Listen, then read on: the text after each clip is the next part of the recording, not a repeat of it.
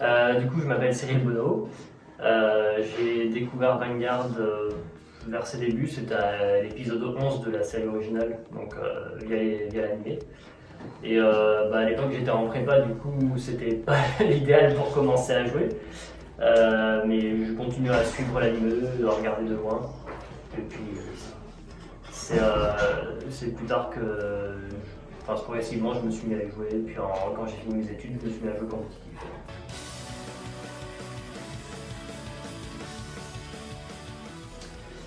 Alors, du coup, bon, en premier, c'était en 2017, j'avais fait top 8 à Paris. En 2018, j'ai gagné le Premium de Londres. Et puis ensuite, 2019, on a gagné en équipe avec Steve Ocean en Angleterre encore. À l'automne, j'ai gagné en Allemagne en standard. Et du coup, ça m'a fait 2 participations aux mondiaux. Et c'est tout pour l'instant. Pour l'instant.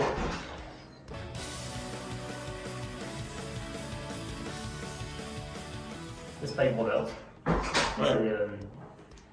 Du coup, en gros, au début, je l'avais juste pris parce que c'était à l'époque des break rides et que c'était pas cher. Et puis vers les Légions, j'ai commencé à jouer le deck break ride Légion et là, j'ai vraiment pris de nouveaux decks. Puis avec les strides, je me suis mis à jouer essentiellement ça et j'y suis resté toujours.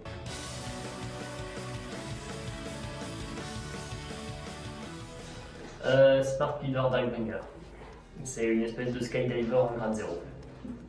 Et pourquoi du coup? Juste parce que c'était. C'est compliqué à expliquer. C'est une carte drôle et c'est. J'ai pas encore réussi à faire un deck qui fonctionne avec, qui fonctionne vraiment bien avec, du coup je garde espoir et un jour ça marchera sans doute.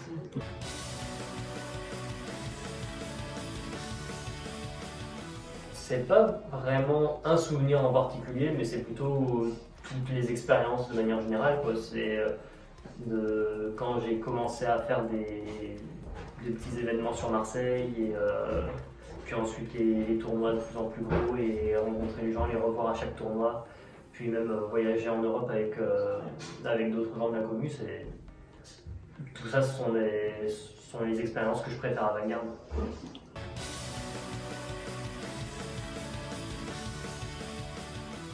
Moi j'aime beaucoup. Je pense que ce soit standard ou premium d'ailleurs, je trouve qu'il y a plein de choses à faire dans les deux formats. Je pense que les gens ont un peu trop tendance à se focaliser sur les gros decks méta et du coup ils passent à côté de certaines choses. Je pense notamment en premium à Narukami qui à mon avis a quand même de bonnes chances contre des moins combos juste par sa capacité à détruire à interrompre leur tour. Après, moi à la base ce que je préfère de toute façon c'est le deck building, donc c'est forcément je vais passer plus de temps à réfléchir à des trucs à la con que les autres.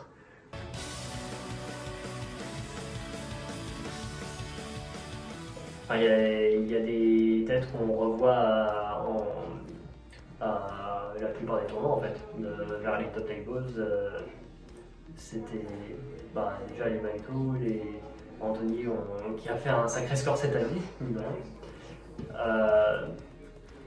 En personne à l'étranger, il y a Andrew en Angleterre, qui était la personne qui était contre moi en finale là, en 2018 et qui m'a battu en demi-finale cette année.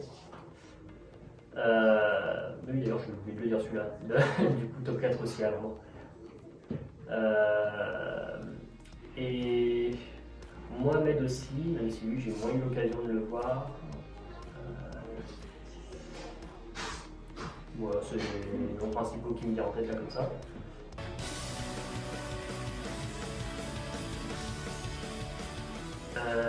Déjà les derniers TD sont cool.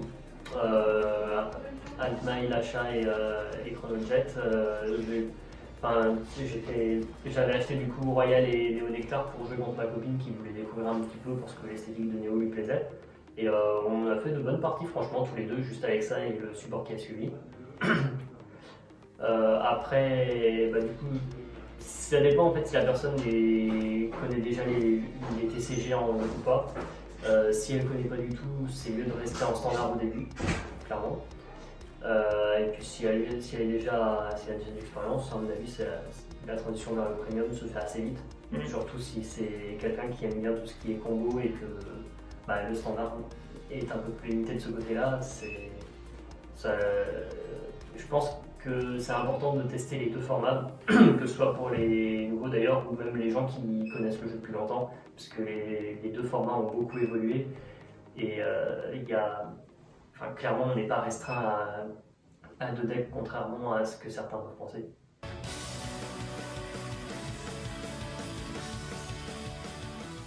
Déjà, de faire ce que Bushiroad a prévu, à savoir de passer juste son deck standard en mode premium.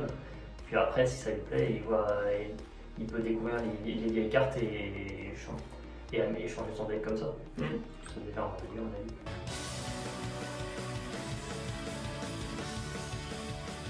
Parce qu'en fait, là cette année, je m'étais plus concentré sur le standard parce que j'avais envie. En fait, quand le standard est sorti au début, je m'y étais moyennement intéressé, puis là j'avais voulu essayer de le faire plus sérieusement.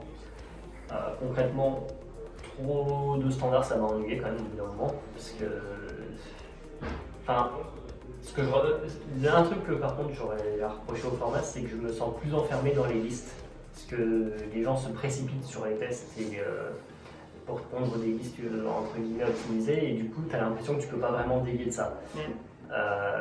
C'est pour ça que j'ai trouvé très cool d'ailleurs de faire le deck Achar grosse, parce que du coup ça mélangeait deux archétypes et qu'on voyait pas ça vraiment. Du coup, je dirais que le standard pur est plus rigide, puisque forcément il y a moins de cartes disponibles, donc c'est un peu inévitable.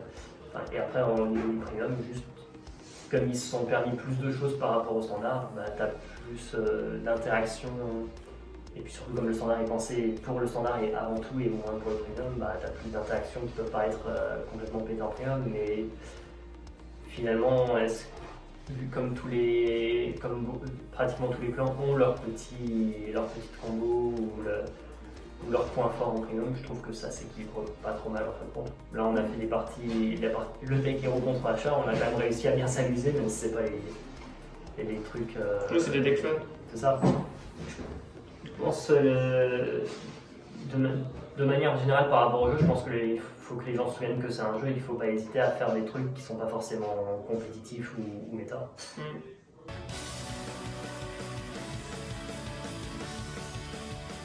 Une petite anecdote en plus éventuellement, c'est que j'ai une relation particulière avec Murakumo aussi, qui est aussi un clan que j'avais pris au début parce que c'était pas cher.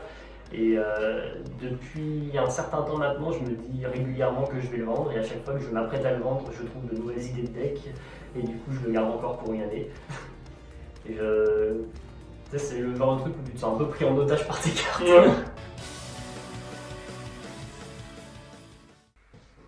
June Thunder.